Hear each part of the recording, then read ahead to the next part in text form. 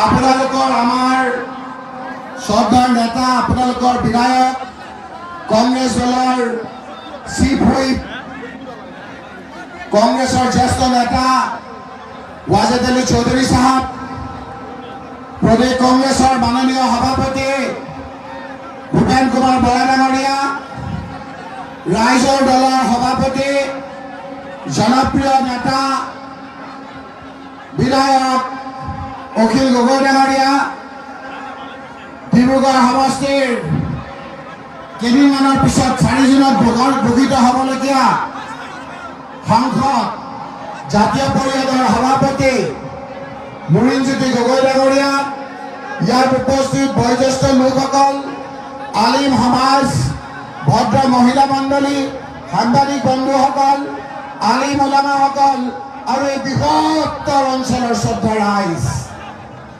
বীৰ সিং জুৰুৱা মই কেইবাবাৰো আহিছোঁ, কিন্তু এইবাৰৰ নিচিনা আপোনালোকৰ মৰম আশীৰ্বাদ দোৱা আমি কেতিয়াও পোৱা নাই। ইমান গৰমত আপোনালোকে ঘৰৰ কাম কাজ কাটি কৰি থৈ মহিলাসকলে ইয়ালৈ আহিছে, বয়োজ্যেষ্ঠ লোকসকল ইয়ালৈ আহিছে, আপোনালোক সকলো ইয়াত উপস্থিত হৈছে, এক জনসমুদ্ৰত পৰিণত কৰিছে।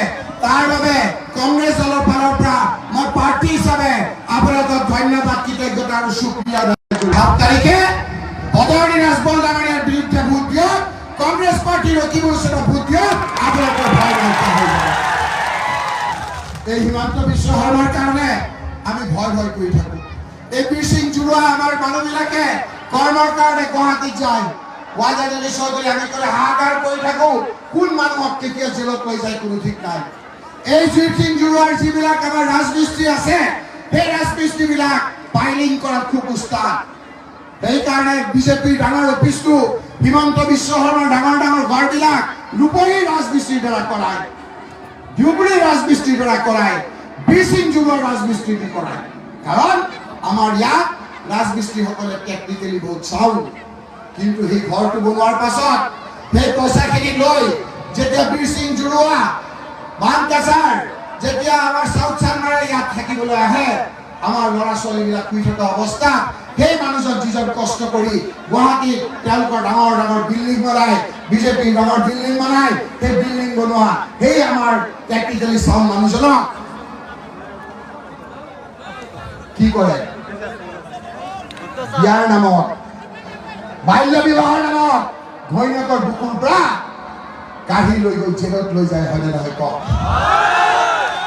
আমাৰ ডেকা ল'ৰাবিলাকক ঘৰৰ পৰা ওলাই লৈ যায়, মাক বাপেকে ভাবে যে ৰাতিপুৱা থানালৈ যাম, পিছত দেখে ৰাস্তাত এজন ল'ৰা পৰি আছে, পুলিচে হিমন্ত বিশ্ব শৰ্মাৰ পুলিচে গুলি কৰি থৈ মাৰি থৈ যায় গৈ ৰাইজ।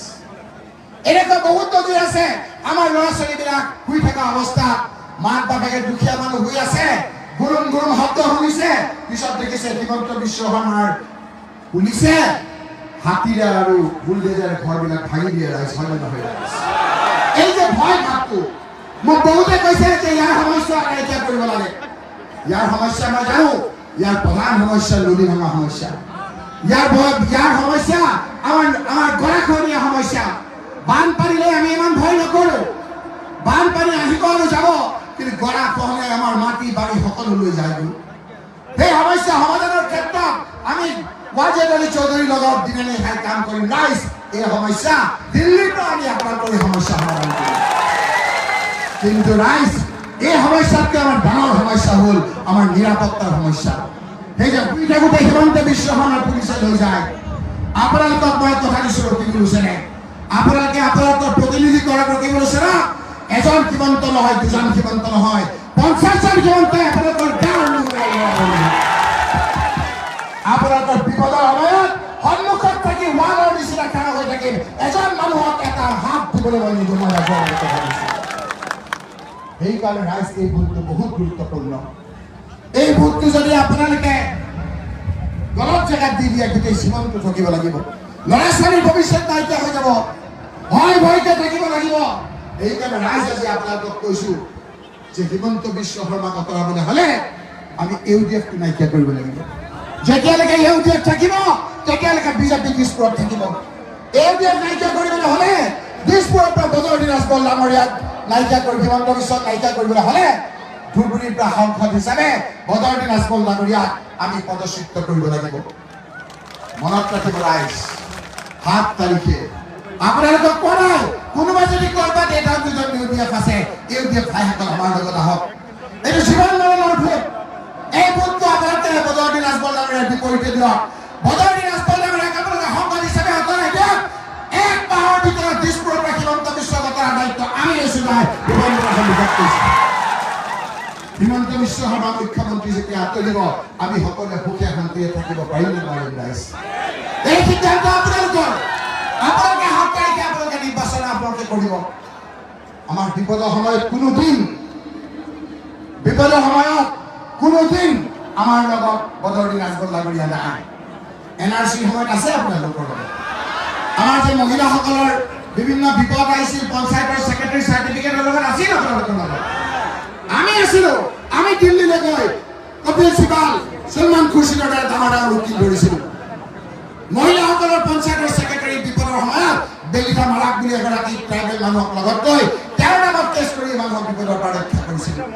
আপোনালোকক কথা দিছো ৰাইজ, আপোনালোকে আমাৰ 9 তাৰিখে আমি ২,০০০ টকাকে দিম ৰাইজ। আপোনালোকক কথা দিম, লাইটৰ বিল যিসকলৰ লাইট নাই আমি সোলাৰ লাইট কৰিম, আমি লাইটৰ লাইট আনি দিম।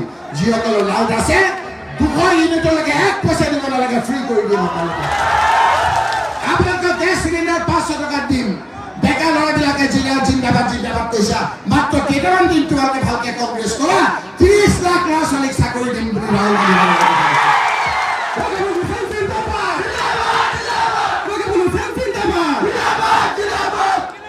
সুন্দৰ পৰিৱেশত সকলোৱে আমি হাঁহি মুখে থাকিম।